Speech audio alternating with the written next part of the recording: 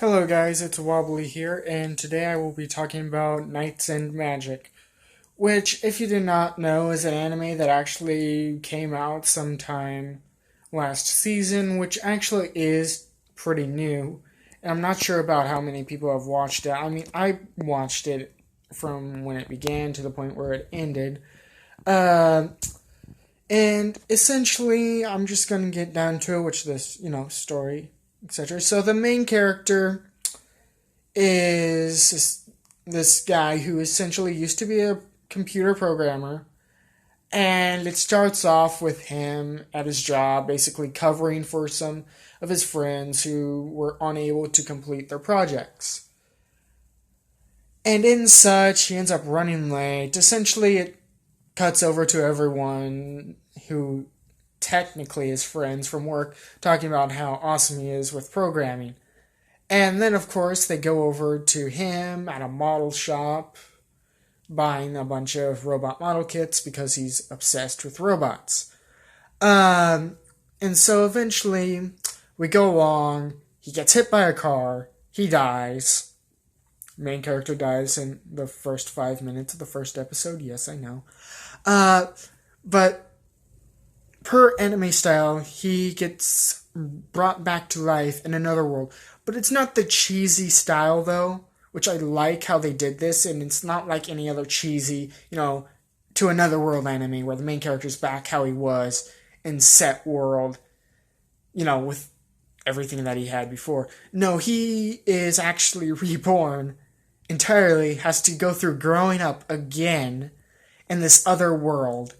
New family, new everything, but he still has his memories from, when he was alive in, say, it's basically the same as our world when it takes place when he's still alive. Well, technically he's alive afterwards, but I guess you could say after he's reborn. Anyways, so after he's reborn, he still has all these memories, and it turns out in this world, there are actually these guys called magic knights, who, or is it Knight Riders? I don't know. I think they're called Night Frames, but essentially Night Frames are these giant mechanized, knight-looking machines that pilot these people, pilots, but they're just called knights because, medieval style, they have to say knights. It's in the title, Knights and Magic. Who pilot these, like I said, giant mechanized suits of armor. And he basically gets inspired, he wants to do this, and with his prior knowledge actually creates a bunch of new stuff. And because he was a great programmer, and apparently in this world spellcasting is a lot similar to programming, so he actually is very good at that, and he actually gets to a point where he gets his own factory. And he does this because while he's on a trip with the academy that he ends up joining up, they're attacked by all these monsters that essentially trash the knights who are supposed to be protecting them, and he hijacks one of their night frames. And, for lack of a better word, hotwires it so that he can use it because he's, if you haven't seen it yet, very short. And from that point on, he slays the creature. And because the creature was so dangerous, it was actually a colossus, I think is what they called it. He ended up getting basically whatever he wanted from the king. He's like, I want to know how to build the cores for these machines. Which, of course, they say no. But then he's like, okay, how about you just give me a lab so that I can build whatever knights I want? They say yes. Go figure. You say no to giving him simple instructions on a core, but he asks for complete and utter government funding. And you go like, yeah, sure, this seems like a good idea. We're going to give a kid an entire nation's budget. Yeah, and hope it works out. Which it does, but still, kind of reckless on the king's part, if you ask me. But it does work out because the show progresses with him building all these different amazing mechs. Like, this isn't too big of a spoiler. He actually ends up building mechs that have more than one limb, that can actually use melee and far-range combat. He also builds these tiny armored suits that are similar to the Knight frames, but anyone can use them. And also, he slowly develops more and more, like I said, more and more Knight frame technology, like a Centaur-like Knight frame, which requires... Well, the original model required 2 pilots, and then later on they fixed it where it only has 1. But to be honest, I preferred it when they had 2 pilots, because in my eyes that made more sense, because you had one person piloting the legs and one person dealing with the upper half. I mean, some people may disagree with me when it comes to that with the show, but I thought it was pretty cool. And I'm kind of sad they took that away. Let's see. Yeah, I can't really say much else about the final product as far as what they build near the end. I mean, what they build isn't too plot specific, except for the final mech, which they kind of show off to you from the beginning, which is on the front screen. So this isn't really a spoiler, but at the end, of course, he builds his own personal machine, which is essentially the most powerful one in the world, because he designed it himself, and him being the main character has to have the most OP Knight frame / mech in the world.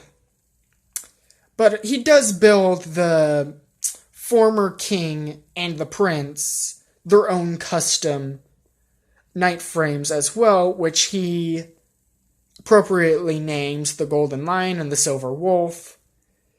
And I find it funny because both the king and the prince fight over the same mech, even though they both both the mechs look the same, except for their color, and the fact that one has the title Wolf and the other has the title of Lion.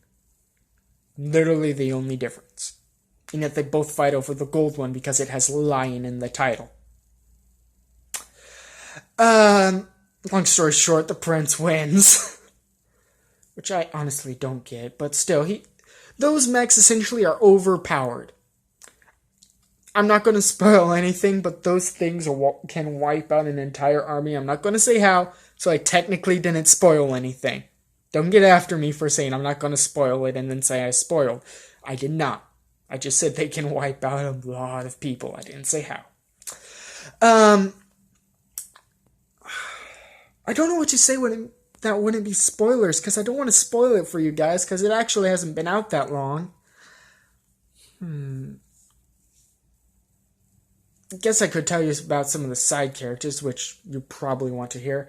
Oh yeah, the main character's name is Ernie, by the way. I'm sorry, I kept saying main character and not his name. Then you have the 2 side characters who I did not, for the life of me, bother remembering their names, because they did not show up that often, and even when they did, I still didn't bother remembering their names. I feel so terrible because I'm reviewing this, and yet I keep forgetting all the characters' names. But they don't appear too much, except for one of them is kind of obsessed with the main character. Per every anime, they need someone obsessed with the main character. But overall, the plot actually is kind of nice in how it progresses. Essentially, it's the main character, Ernie, just learning more and more about how to make better Knight frames and how to make them stronger, faster, more reliable. This is starting to sound like a song. Let's see. Though if I had personal opinion here, as far as all the Knight frames they've shown so far, even though I'm pretty sure no one would have asked this in the comments since I've had no comments in the comment section yet. My favorite Knight frame is the one assassin chick uses. She's one of the villains. She only appears like 2 or 3 times, but I still think her Knight frame was the coolest because it was probably the most unique Knight frame, besides for the main characters, in the entire show. because it was so sleek and it barely resembled a humanoid. I don't know if any of you have played Goddess Kiss yet, because that's a mobile game that actually isn't too popular in the States. But it basically has all these girls who pilot mechs, and one of the characters has a mech similar to the one girl from Magic Knights, well, Knights in Magic. And I just found that really cool because it was an assassin-style mech, and it used blades and nothing but blades in close quarters combat, and it was very agile. But yeah, all in all, the mechs, the artwork they did for the mechs, the illustrations were all really good.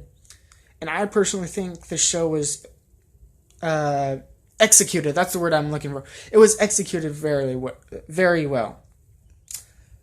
And that's all I have to say on this subject, and I will see you all later with more news on anime-related subjects, and let me know if there's anything you want me to review, or essentially, if you have any questions, just ask them.